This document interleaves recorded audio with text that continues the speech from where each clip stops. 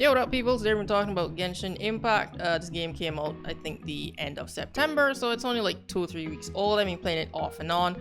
But from what I've played, my recommendation, I think it's worth it. I mean, it's free, so why not try it anyway? But I do think it's worth your time. For right now, the game it's pretty solid. You know, it's pretty good, but I do think it has potential to be better if they make it a live service and keep adding updates and quality of life changes. I give it a 7 out of 10. It's pretty good. Genshin Impact is available on PC, mobile, PS4, and I think Switch. I'm not sure about Xbox, but yeah, I think the last one is Switch. So let's get into the review. Genshin Impact is a free-to-play open-world RPG gacha game. For those who don't know what a gacha game is, think of it like loot boxes to get characters instead of unlocking them. So kind of like how opening FIFA packs gives you football players, this kind of works the same as that. The one thing this game has been is surprising to say the least. The story is actually pretty decent. It's nothing amazing, but it gets you from point A to point B. In the game, you play as one of two siblings, and you actually get to choose in the beginning which one you want to be. They both have the same powers, so it doesn't matter which one you pick. The plot of this game is you and your sibling are traveling through different dimensions and are separated after you encounter a god that kidnaps your other sibling and traps you in the current world you're in. You start your journey to regain your powers and find your lost sibling by meeting new characters and completing quests and, you know, regular RPG type stuff. What's surprising is everything is actually voice acted with full-on cutscenes, and they're actually pretty well done at that. Apart from the decent story, I actually love how the graphics and art style looks. The world kind of looks like Zelda Breath of the Wild. It's a pretty popular comparison you're going to see if you start looking into this game. So yeah, the world itself kind of looks like Zelda Breath of the Wild, but the characters themselves are actually anime style. So my first impressions upon seeing the world and character designs, I was kind of like, yo, this actually looks pretty good, and this is free to play. Well, actually that's a lie. My actual first impressions upon seeing the characters was just kind of like, yeah, the fucking anime degenerates, they're gonna love this shit. And I mean, I wasn't wrong. Like, less than a week later, my entire Twitter timeline is just filled with people reposting sexy fan arts of these characters and thirsting over them, so I wasn't wrong. So yeah, the graphics, they're pretty nice, and again, this can also run on mobile, which again is pretty impressive. So the map is also big, and the more you travel and explore, the more will be revealed when you activate statues, which double as fast travel points. The combat is pretty fun and laid back, but it can get kinda intense when you encounter large groups of smaller enemies or mini bosses. Each character has an elemental ability and weapon type.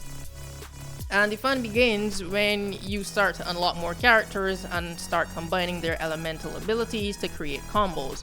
Use water and ice characters to freeze enemies and give you an opening to deal free damage, or fire and electric to cause explosive damage, which is great for breaking off enemy armor.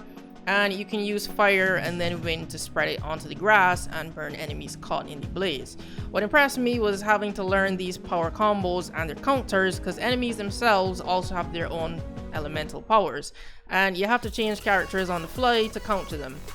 One of my favorite characters, Bennett, is fire based, so fighting an ice enemy works in my favor because, you know, fire melts ice. But when the rain started falling, all of my fire attacks were immediately put out, and now because my character is wet, the enemy's ice powers froze me in place. So I switched to my other electric character, and again, because the rain is falling, hitting one of the enemies actually started arcing my electricity to everyone around. So yeah, the combat is definitely satisfying, but it's a pretty chill game. It only really gets intense, like I said, when there are large groups of enemies that have different elemental abilities, so you have to keep switching characters. But this has become my main play at 4 AM when I'm bored type game, because it's so chill and, you know, it's kind of relaxing. I actually tip my hat to developers for the next point, because I have no issue recommending this game to anyone. If you're looking into getting into RPG games or you're new to the genre, this one is a good one to start off with.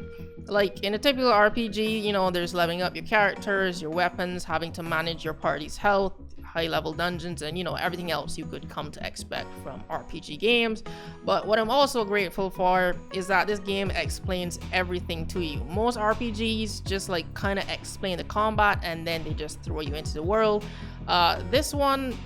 This explains everything. It kind of holds your hand, so this game is extremely beginner friendly. This is kind of one of the first RPGs I have to play that I didn't have to have multiple Google and YouTube tabs open on where to find this and what's the best way to do this. No, this game just explains everything with little GIFs and videos. And even on the website, they tell you what's the best way to build certain characters and what's each of their abilities. So again, this is a great RPG game for beginners. When it comes to loot packs and unlocking new characters, you can either pay for packs with real world money or in-game currency called wishes. You can buy 1 or 10 packs of characters, and you know they're kind of random, so you either get characters or you get weapons, but you are guaranteed to get one, I think it's either 4 or 5 star item every 10 packs. There's also another currency called stars, which can be converted into wishes to get packs. So it's kind of a self-sufficient in-game economy, and I love that. And the last positive I have is that the game runs extremely smoothly. I didn't come across any bugs or any glitches or any weird shit kind of like that. It's kind of refreshing to play a polished game every now and then, and this is why this one is the most surprising, because again, like I said, the map is pretty big and no glitches or bugs or anything of that nature. So I was pretty impressed with this, because again, this is a free-to-play game.